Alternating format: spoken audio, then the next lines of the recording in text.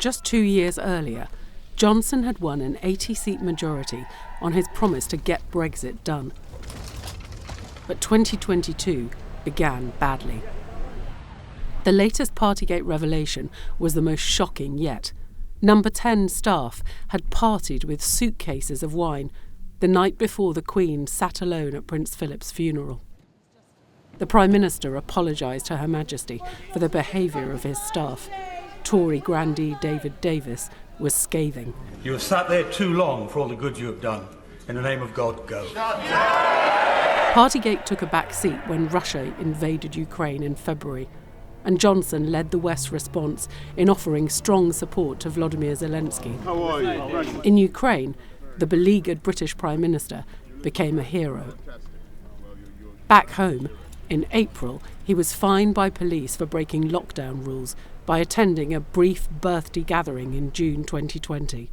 Today I've received a fixed penalty notice from the Metropolitan Police. Let me say immediately that I've paid the fine and I once again offer a full apology.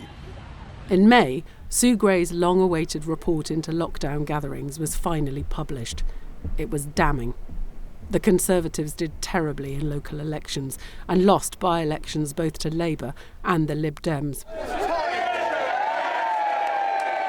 Many Tory MPs had had enough. A confidence vote followed on the 6th of June. I can announce that the Parliamentary Party does have confidence. An uneasy truce ensued until Deputy Chief Whip Chris Pincher was suspended for sexual misconduct, and Downing Street's ever-changing recollections of what Johnson had known and when became too much for MPs to bear. Health Secretary Sajid Javid resigned first, followed minutes later by Chancellor Rishi Sunak. The following day, ministers resigned faster than Johnson could replace them. On July the 7th, he admitted defeat. And I want you to know how sad I am to be giving up the best job in the world. But them's the breaks. He channeled Arnold Schwarzenegger in his final PMQs. Hasta la vista, baby. Thank you. Come September, he met the Queen and in his final speech obliquely hinted at a possible return. Like Cincinnatus, I am returning to my plough. Cincinnatus was a Roman general who returned to office in his country's hour of need. Later, Liz Truss's premiership had imploded, and the Conservative Party needed another leader fast. It couldn't be Johnson, could it? As the calls to bring back Boris grew, he raced back from his Caribbean holiday and hit the phones. He and the favourite Sunak met, but on the Sunday night, Johnson announced it was not the right time and withdrew.